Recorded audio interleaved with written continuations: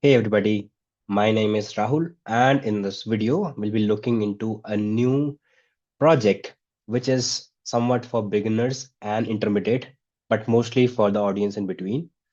So, for this project, what are the prerequisites? Now, you might want to have a basic understanding of Burp Suite and should probably know a bit about Python. And that's it, because what we'll be doing is just building a simple extension. Now, why is that?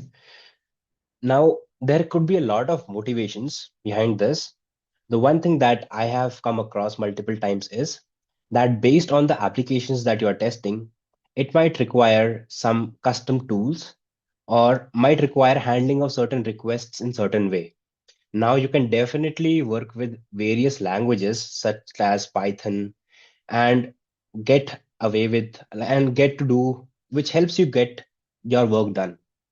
Now, why I am trying to focus on this is because this is also one of the ways that you can focus on. And it is one of the good skills that I'm hoping to learn.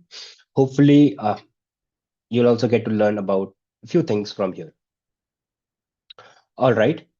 So for Burp extensions, what you might want to know is that you can write your Burp extension in three languages. Number one is Java, the second is Python, and the third is Ruby. We'll come to know, we'll talk about all of these in a while. Now, because I'll be writing these plugins using Python, so what you want to do is you want to install the Jython standalone jar file. Sorry if I got the pronunciation wrong. Now, here is the link for Jython. You can just type it on Google and just type Jython standalone jar. Now, this is the file. Just click on Jython standalone. All right, here we are. Click on the browse button, and here are the files. Now, what I have found here is you want to download this Jython standalone hyphen version number dot jar and not these Java doc or sources files. This will get you running. All right. Now, what's the next step? The next step is you want to install that jar file. The way you do it is by going to clicking on extensions tab, going to extension settings, going to extensions tab again, and here you see just click on the select file button and select that Python file. Sorry, that jar file. Now, you might want to like exit from burp if while writing the extensions you get errors, but in most of the times you don't have to exit from burp and you can just keep on like writing your extension and just import it here. All right, let's focus on the next step, which is how do you write burp extensions? Now the good thing is you do not have to do a lot of heavy lifting yourself. What burp tells you is, and how burp helps you is by introducing a lot of burp packages which you can use to write your own burp plugins.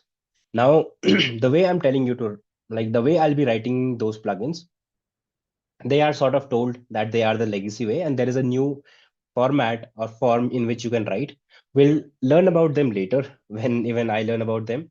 But for a while, let's focus on the ones that I'll be learning, and hopefully you'll get to learn from this as well.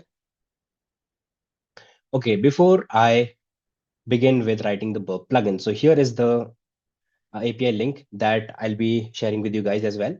So here, as you can see, these are a lot of interfaces that Burp package shares with you. So all of these will help you interact with Burp Suite in some way or the other. For the initial plugin that we'll be building, the most important interface that you will be needing is iBurp extender. And as you can see, the description says that all extensions must implement this interface. So what does this mean? This means that whenever you write any burp extension, all of them need to have this interface. All right, let's see what happens when we click on that. As you can see, it exposes a method. So when you implement this interface, you will have to have this register extender callback method in it. Along with that, as you can see, that method accepts a callback, and it is of the type iBurp extender callbacks. Now, if I click on this, I will be taken to this tab. And through this tab, I can I can take advantage of a lot of things. For example, set extension name. So this helps me set an extension name, output. So this helps me fetch the output in the output tab. So as you can see, this is what we'll be doing today. So let's get started with writing. Now I'll be typing in from burp import, and what was the name of the interface? This was the name of the interface. All right. Now we create a class. The name of the class would be called burp extender, as you can see this. And whatever package or whatever interface you import, you will also have to mention it within that class. Maybe in future, if I try to import other burp native interfaces, we'll have to include those as well. But for now, we'll not be doing it as of now. We know that it exposes a method. This was the name of the method. So let's do def, which is how you write a function in Python. Again, self, comma, callback. All right, great. Now, how do we register, or like, what is the first thing that you would want to do? The first thing that I'll probably want to do is like write the name of the extension itself, because that's how I started. So let's extension. So here it is, set extension name. The way we do it is because all of these methods are exposed via callbacks. So callbacks dot set extension name, hello world. All right, so this is all. So this is what we had to do. And the way we do it is we save it in the form of a .py file. So I have already written it here, as you can see. So, and the name of the file is hello world.py. Let's go to burp. Let's click on the add button. Click on the select file button. And here is the hello world.py file. Let's click on open. And as you can see, the file name is populated here. The extension type is set to Python. That's super important. We don't touch anything here. Click on next. And as you can see, we have it here. Now, as you can see, the name of the extension that I had set was test extension. So the name here is text extension. So that's all we had to do for this exercise. So as you can see, we got our fancy name here, which is text extension. Let's remove it super quick. What's the next thing we can do? You can also raise errors. So how do you do it? Now, as I told you, you can use burp like package, but you can also use Java packages. Now for within java.lang, you have something called runtime exception. You can make use of it to raise an exception as well. You can do it in the form of try-catch statements, whatever you want to do. But for now, as you can see, I have called myself like this extension as text extension 1, and I'll be raising an exception called exception raised. All right, let's do it. Click on add, Python, hello world 1, open it, next. Now let's see what happens. Now this is quite interesting. As you can see, the extension loaded successfully. Any output or error messages are generated are shown below. And as you can see, it says exception raised. And what was the output that I had set? I had set the output as exception raised. So this is how you raise exceptions in extensions. All right, what is the next thing that we can do? The next thing we can do is write output. You do it with the help of print writer. Now, how do you do it? So as you can see, I've already set my name as text extension 2, and I'm calling print writer within it get std out. Let me just show you super quick. Get std out. As you can see, this is the name of the method that we'll be using. So this method is used to obtain the current extension standard output stream, and I'm using print writer. Now, why have I set it to true? Now, this is interesting because if I don't set it to true, I was getting a lot of errors. So why did I write true? The reason is you'll find it within docs.oracle.com. Now, if someone knows why this behavior, do write it in the comment section. For now, I do not know, but this is something standard. So you can just like kind of mug it up. But for right now, I was too lazy to find the exact answer, so to say.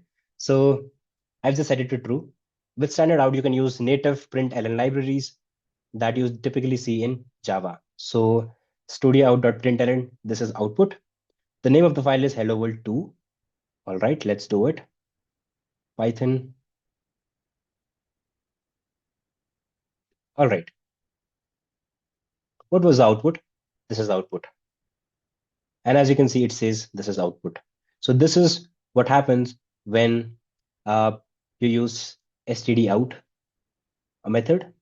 As you can see, if you see right here, it also shows all the methods that are being used. So yeah, one thing to take a look at. The next thing that I'll be doing is raising issues. So how do you do that? Again, you call burp extender. You do not need print writer for this exercise. Again, you call burp extender, which is quite normal. You use the same method, but this time you use callbacks dot issue alert. It says this is an alert. Now, what this will help you do is you can issue event logs using this method. Okay, let's try it. Python, select file, hello world 3, open, next. All right, this is done. And if you if you see here, it says event log 1. And this is the event log. This is an alert which we had set, as you can see here. So there are a lot of things that you can do with burp extensions. Right for now, this is what we'll be ending the video with. But while I was trying to experiment with burp plugins, I also found that this is just the tip of the iceberg. You can do a lot of other things. You can interact with all of the other built-in native tools within Burp Suite using a lot of other methods that you will see listed right here. Like, for example, HTTP header, listener, now request response. So go ahead and try to experiment with all of these. For now, what I'll be doing is I will be uploading all of these files in my GitHub repo, which the link to which will be given in the description section. Hope you guys like it. So thank you, everyone.